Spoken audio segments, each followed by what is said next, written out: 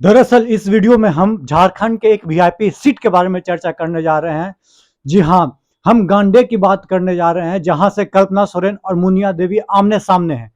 कल्पना सोरेन के बारे में बताना हमको लगता है कि वाजिब नहीं हो, क्योंकि आप लोग जानते हैं कल्पना सोरेन कौन है। फिर भी मैं एक बार बता देता हूं कि 1985 की जन्मी कल्पना सोरेन, जो कि एमबीए की हुई है उड़ीसा से, और हेमंत सोरेन की पत्नी है।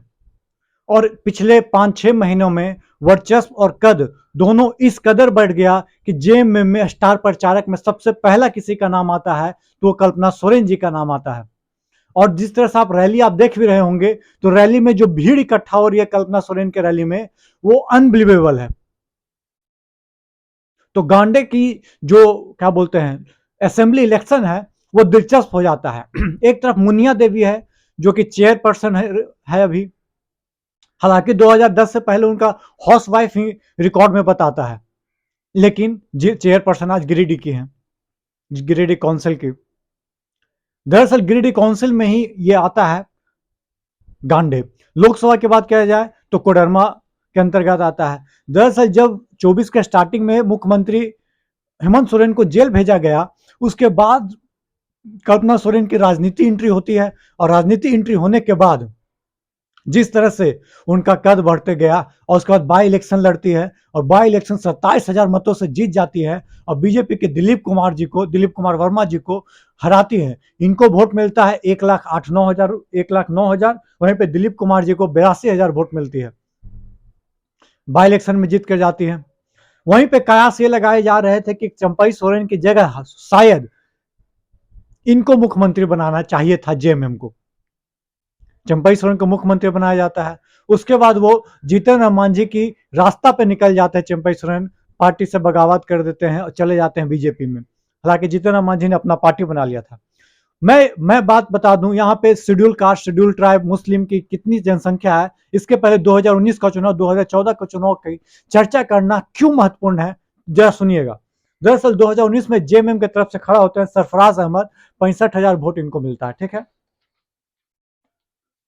वहीं पे बीजेपी की तरफ से थे जयप्रकाश वर्मा जी, इनको वोट मिलता है 56,000। और आसू की तरफ से थे अर्जुन बैठा, उनको वोट मिलता है 15,000। मतलब आसू और बीजेपी जिस तरह से अकेले अकेले लड़ रही थी, और आज वो साथ है, तो हो सकता था कि ये सीट जेएमएम के बजाय बीजेपी के पास होती या आसू के पास होती। वहीं पे 2014 की बात किया जाए, कांग्रेस और जेएमएम अलग अलग लड़ रही थी, तो फायदा किसको हो गया, क्या बोलते हैं, बीजेपी को। जयप्रकाश वर्मा जी को 48,000 वोट मिलता है। वहीं पे सलखान सोरेन साहब को 38,000 वोट मिलता है। और सरफराज अहमद, जो कि इंडिया नेशनल कांग्रेस की तरफ से लड़ रहे थे, उनको 35,000 वोट मिलता है। एक तरफ 38, एक तरफ 35, और उनको 48।